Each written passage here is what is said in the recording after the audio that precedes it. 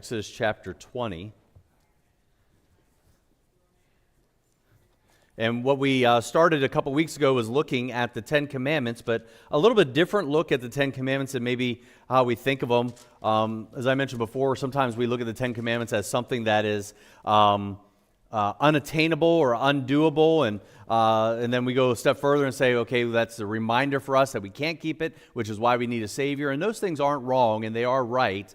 But I would say this is a little bit different look at the Ten Commandments in the manner in which how God provided them as a measure of grace to help guide us through life's challenges and problems. And the Ten Commandments are that are beneficial to us to remind us. One is what God desires of us, how we can rely upon Him, and to guide us through life's uncertainties and struggles even. You know, is it okay to say that we struggle every once in a while? Are we okay to say that? It happens. We do struggle. We are tempted. We are tried, but we're not without help. And that's really what this study here is looking at, and how to overcome life's greatest challenges. And we've looked for the last 2 weeks really at the initial introduction, if you will, of the children of Israel coming out of Egypt and God reintroducing Himself. Not that He wasn't around before, but they had been so steeped in Egypt, so steeped bondage, so steeped in the culture and the godlessness of the world they live in today. That sounds like us in this world here in some ways. But He was reintroducing Himself to say, I am the Lord your God. I am for you. I brought you out. And I did it for a purpose. I didn't free you up so that you could continue with the air and the stink and the stench and the culture of Egypt on you, but I want to make you whole, make you new. I want to set you apart and sanctify you. And we see in the last couple of weeks, we've looked at the first commandment, which I would say the first commandment is one of the greatest challenges in the Christian life, is to keep God first. In our thoughts and our words and our actions, to just be mindful of keeping the Lord first in our heart and in our mind. Because there are so many things that try to get our attention and often diverge our thoughts and diverge and distract us from the central person in our lives. So often we try to balance all things, but in reality we need a centering of the main thing, and that is to keep the Lord first. Many Christians want Christ to be a part of their lives as an ornament on a tree or a decoration in a house, but they don't want Him to be the foundation and the central piece of all things in their lives. He didn't save us through His Son Jesus Christ so that He could be an ornament or a decoration or a side piece or a part. He wanted to be all. Aren't you glad that He saved you wholly, all, not in part or in some? And so it's only reasonable that He desires for us to put Him first and to keep Him central in our lives. But we're fighting the battle of many different philosophies in this world, just like they were in their time. Philosophies of secularism. Secularism, real simply put, is trying to live a moral life, but not God a part of any of that, meaning you can be moral without God. You can live right with no acknowledgement or need of God. That's secularism. In a lot of ways, we live in a pluralistic world. Many people worship many things, but they have respect of nothing. And God's come pretty cheap nowadays when you look at it. People worship, and you can always tell what people worship because it's what they focus their time on. I could be wrong by worshiping my wife. You say, how do you worship your wife? If she's everything and all things, and God isn't the central thing, I've put my wife over God, and that's it. We see that in the Bible played out. Children, we can put our children over the Lord. I'm always amazed at children who are parents who have children that allow their kids to treat the things of the Lord as optional. If we make it optional for them as children, then God will be non-existent and at best optional as adults. For me, there wasn't any question what our kids are going to do. They're going to church. Well, you're the pastor. Well, I wasn't always. It's just what we decided. If I know I need it, And my wife knows she needs it, and we know we need it, then we know our children need it individually as well, and we need it as a family. But many people are serving many other gods. Then we have humanism, and this is people living with God as their self. And that's really the basis of what sin is in our lives, is sin is me choosing me over God. That's humanism at its core. I do what's right in my own eyes. I do what I think is best for me, independent of what God thinks or desires of me. And so if we're going to keep God first, we looked a couple weeks ago at where we need to identify God. We need the identification of God, and that's identifying in His name and identifying in His nature. And we have to put ourselves and identify with God on purpose regularly, daily, every time, all the time. I am a child of God above all things, anything. I am a child of God.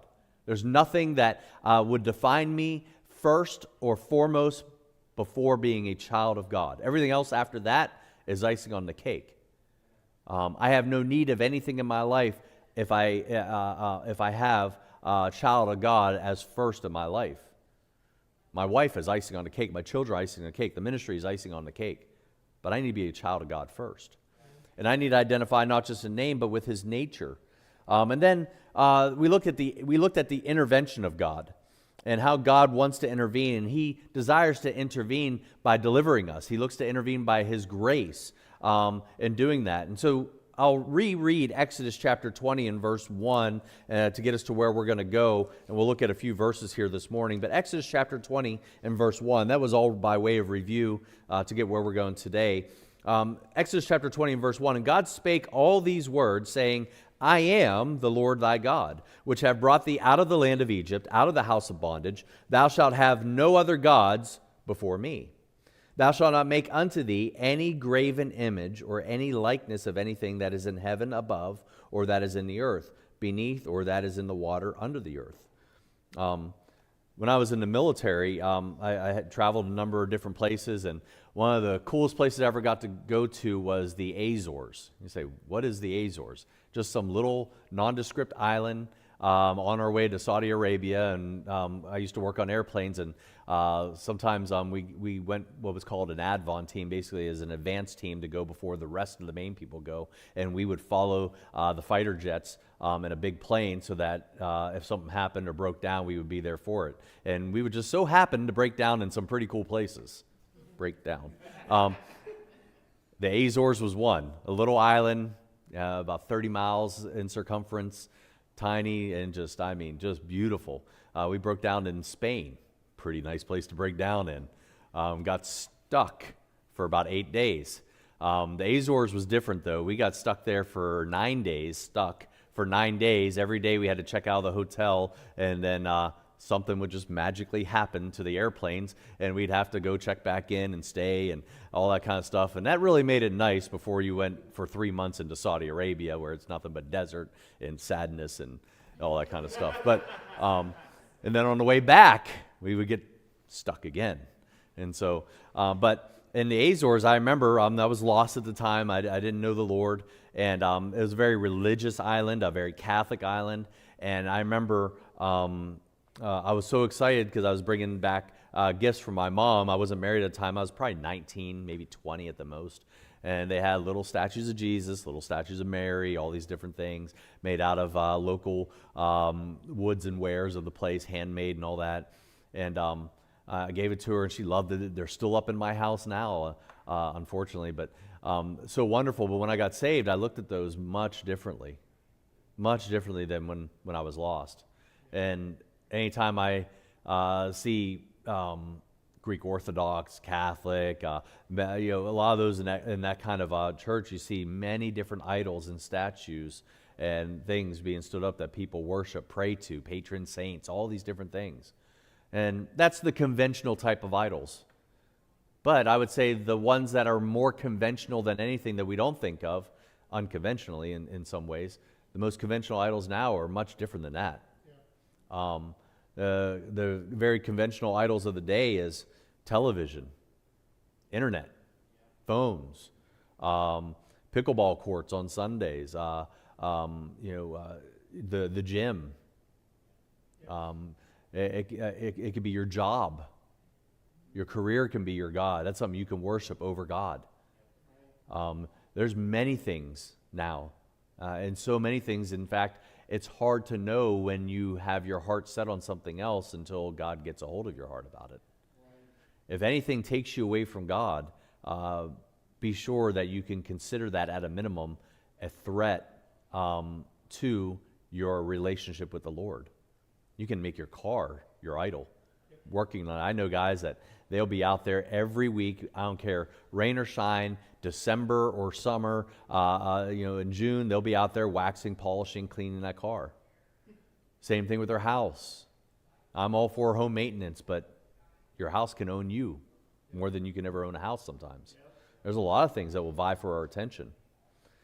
But we look here at Exodus chapter 20 and verse 4, we see the worship of idols. We're going to get to verse 5, but I want to impress upon us here for Sunday school, the third point I want to mention is the invitation of our God. There's an invitation that God extended to the children of Israel that he extends to us by way of what's accounted for in Scripture and what he's about to give them, which is the remaining commandments in this here, the 10. There's many more commandments than that. A foundation that God is inviting them to. Make no mistake, we see he's already inviting them to a relationship, but he's inviting them to a foundation as well. The first commandment itself excludes and eliminates every false god, every false teaching about God, and God is inviting us to a real and lasting relationship with him that's grounded in truth. And that's important. You'll have many invitations to parties, multi-level marketing schemes. Oh, come over to our Pampered Chef party, our Mary Kay party, and it's all just to, show you exactly what they have, to see if you want to buy, to see if you want to sell, and all those kind of things. I'm not against it, all those things there, but it's good to know what you're getting yourself into. It's, not that kind of party. But God was inviting the Israelites to a very exclusive relationship with him alone. Meaning, hey, you need to get rid of all these other things and come at my invitation just with me. And I want you to think about that. Is God enough for you? Enough for you to exclude anybody else? Anything else that might vie for your attention? I remember when I met my wife. She was literally the girl next door where we lived in California when I was in the military. And whenever she was around, anybody else, because we had neighbors we all hung out with and kind of crossed paths with, they didn't exist at that point once I met her. She wasn't like talking to me, I'm like, and looking around, I was focused on her, and guarantee she was focused on me. Truth be told. Hey, she fell for me, Micah, literally. I watched her fall down when she was coming to talk to me. But what's that? Fell up, yeah, because I was that much. No, I'm just kidding. But I'm so sorry. But she was it. Nothing else existed. No one else existed. My friends didn't exist. Her friends didn't exist. I didn't care what anybody had to say. Narrow focus, blinders on. Look nowhere else. Focus nothing else. Everything she had to say, I was interested in. I was focused on her. God desires a focus on him that kills off any other noise around us that wants to steal our attention. And that's not unreasonable. That's not something that God says, well, if you can, that'd be great. No, he desires that so strongly that even he calls himself a jealous God. And he doesn't say that lightly. He doesn't say that angrily. He says that lovingly, saying, I can't have you share your heart with something else and me. I want you exclusively for myself. God desires not only our obedience, but he also desires to build a relationship with us. And that relationship starts with a loyal adoration for God. I mean, two things that I think everybody values in life in any relationship: truth and loyalty. they're a little bit different from each other, but they're very closely related. But I mean, any marriage, any friendship, any relationship, it revolves around those two major things, and most things pour out from that: loyalty and love, adoration. Or truth, I said. Sorry, loyalty and truth, which is the foundation of adoration. I mean, can you stay close friends with somebody that's not truthful with you? It's hard. Can you feel like you can be honest and open with somebody that you know doesn't care about you? It's hard. And we'll have people at different layers and different arm-length distance of our lives, but when it comes down to it, the closest people in your life are the ones that are truthful with you, truthful in a loving way, but also who are loyal, that you can trust. God desires that we have a loyal adoration for Him. He's inviting us to live with loyalty to Him. And we think about marriage in that way, and I mean, can marriage survive without loyalty and trust? Can it survive? Can it thrive? Let's say it like that. Without loyalty and trust. Loyalty and truth. I keep saying, I don't know why I keep getting them mixed up. I mean, if my wife can't, if she can't trust me to be loyal to her, it's going to be hard to function in a marriage over any length of time. If I can't be truthful to her, it's going to suffer over time. The Israelites had come from a very polytheistic society. They worshipped many different gods because in Egypt they worshipped many different gods.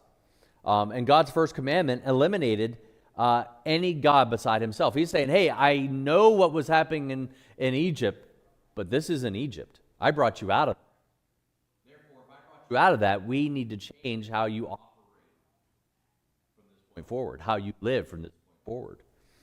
God specifically chose Israel to be a loyal witness of Him as the only true God. Look at Isaiah 42 and verse 8 in your outline there. It says, I am the Lord, I am the Lord. That is my name, and my glory will I not give to another. That's pretty clear. My glory I will not give to another, neither my praise to graven images. He's not willing to share it. He's not willing to abide with others in it. He's an exclusive kind of God. By the way, you have an exclusive salvation. There's no salvation in any other. There's nothing you can add to it, nothing you can take away from it. So it's only sensible and reasonable that your relationship from salvation should be exclusive as well. Your God, little g God, is determined by whatever is most important in your life. It's very clear whether you are, though you may claim to be a monotheistic or a one God kind of person, practically we may not live that way all the time. We have many different ones. Some people will not have a consistent walk with God because they're up in their emotions and feelings all the time. Well, that's your God, is how you feel. You know, I don't always feel like being in church. That bed is especially warm in the wintertime. It's hard. You have to make yourself get up. I think Elaine's not in here, so but we're looking at some of her alarms, and she has like alarms 5 minutes set from each other, one after. That would drive me crazy, by the way. That's why God created a snooze button. I mean, but she has alarms set one after another to tell her to get out of bed and get up and all those things.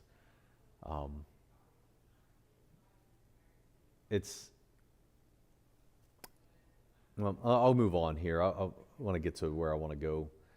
Many of our problems, I'll say this, is not the object in our lives. Most of your challenges are not objects and things.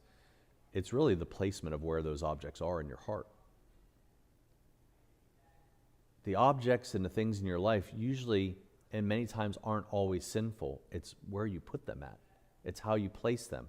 It's what you sacrifice for them.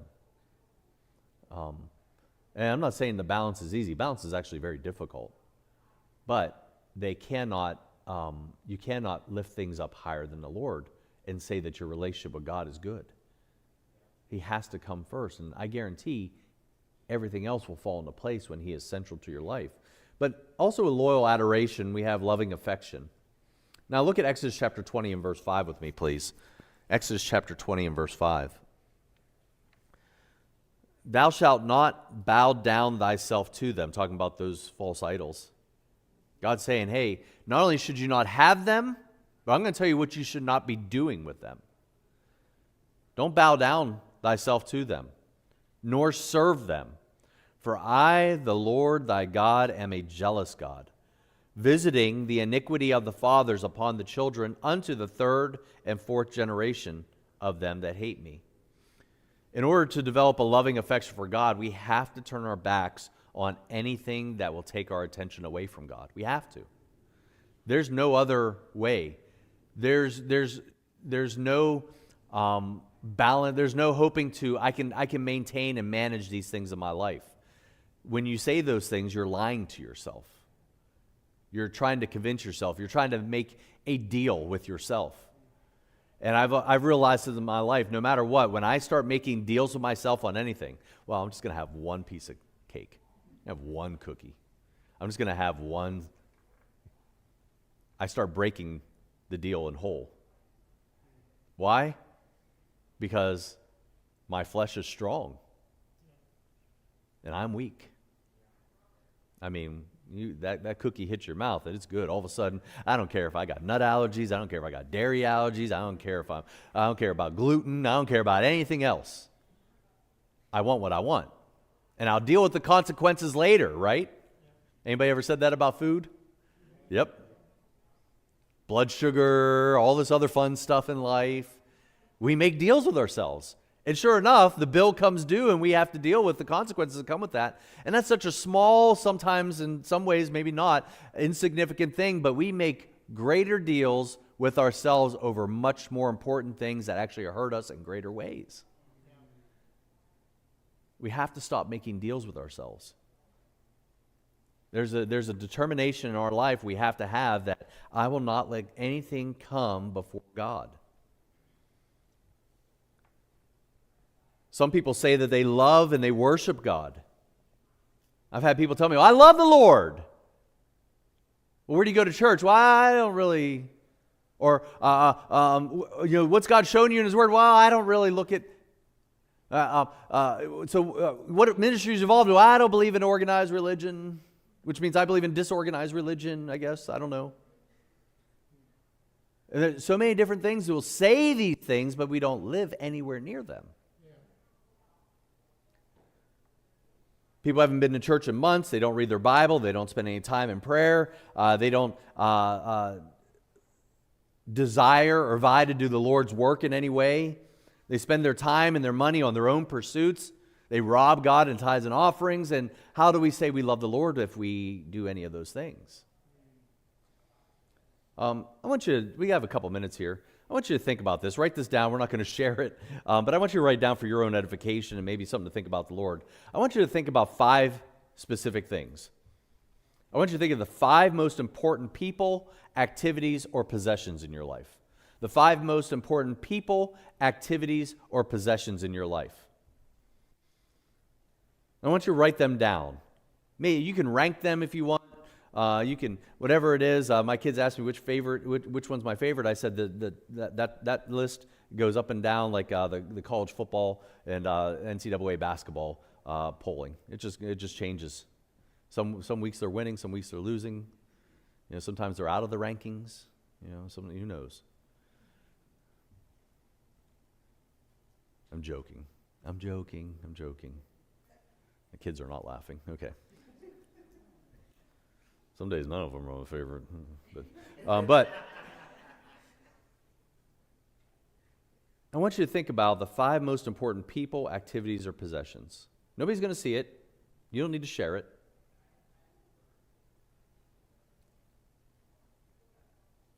And I want you to just think about that. And when you consider the people, activities, and possessions, do any of them pose a threat to your relationship with the Lord? Be honest. It's your list. We're not sharing it. We're not verbalizing any of it. It's between you and the Lord. Does any of those things pose a threat to you and a consistent, dynamic, authentic relationship with God. The value of making a list in some ways is to really show what you're committed to be honest about where you're at. God already knows where the threats are in your life. So you writing it down is only the admission, the recognition of it, the honesty of it. God already knows it. He knows where we struggle. He knows what we put above him. It's hard for me to justify saying every Sunday morning I get a notification on my phone saying how much time, how many minutes I spent on my phone on average throughout the week. How does that equate to the time I spent with God? It is what it is. It's just being honest. I don't need the Holy Spirit to tell me that. I have Apple telling me that. And that's convicting. It is. If I could be on my phone 3 hours in a day on average, am I even spending 3 hours a day with God? 3 hours with God? That's how we would think about it in our heart. But 3 hours looking at videos, trying to find the end of YouTube, nothing. Doesn't bother us one bit.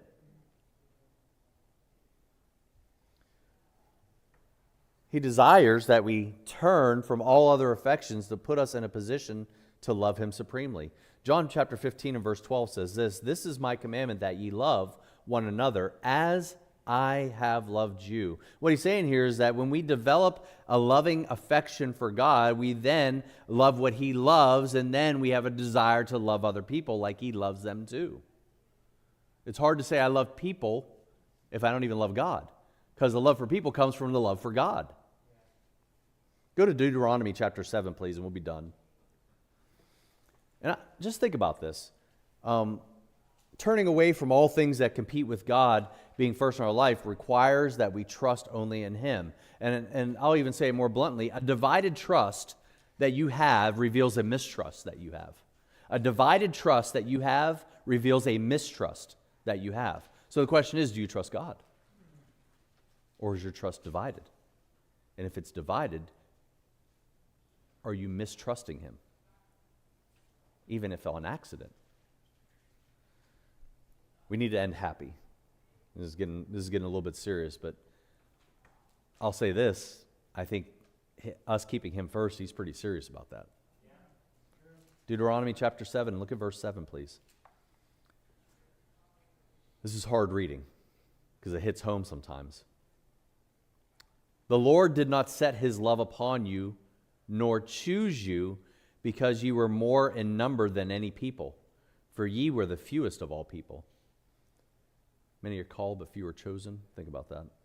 But because the Lord loved you, and because he would keep the oath which he had sworn unto your fathers, hath the Lord brought you out with a mighty hand, and redeemed you out of the house of bondmen, from the hand of Pharaoh king of Egypt. It's because of the Lord's love for us that we can trust him completely. Because he loves you is the reason why you can trust him.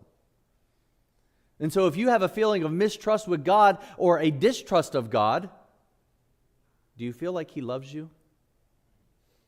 I mean, let's get to root cause analysis now. If you know in your heart any kind of mistrust that you might have of God, you can't trust him, you can't put your faith in him, however you want to verbalize that, is basically a statement of distrust and mistrust. Is it because you don't think he loves you? Or what is the reason? Because he's making it clear how he feels about you. He loves you. And I don't know how people carry that word love, but I know when it comes from God, he means it more than anybody's ever meant it. The question is, do I love him? And if I love him, do I love him like I love him in truth and loyalty? Do I love him and trust him in all things? That's a big step, yeah. Yeah, now we're getting it. It's a big step. But it's necessary, because you will not follow someone you do not trust. And you will not love somebody the way they need to be loved if you cannot trust them. And you wonder why God might hold something back or not answer himself or reveal himself in some ways, maybe because he knows in deep down your heart you don't trust him.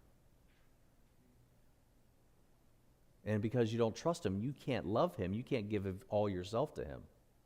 I'm as vulnerable as I can be with my wife. She knows every skeleton in the closet, every piece of dirty laundry that's hidden from her. She knows everything in my life. There's nothing that is hidden from her and shouldn't be after all these years.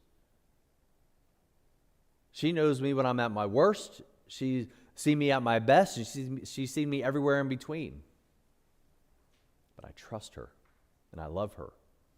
And she'll say the hard things when it's necessary, even when I don't like it. You ever have somebody tell you something that you needed to hear, but you don't like it? We need it. It's necessary. God desires that. But we'll never keep him first if we don't trust him, and we'll never love him the way he loves us or be able to reciprocate in any way if we don't trust him. So what's the goal then? Trust him. You want to love God? Trust him. You want to love God? Allow yourself to be vulnerable with him. He already knows where you're vulnerable. We're just getting to the place where you can admit it, and that opens up the relationship with him. That's how we keep him first.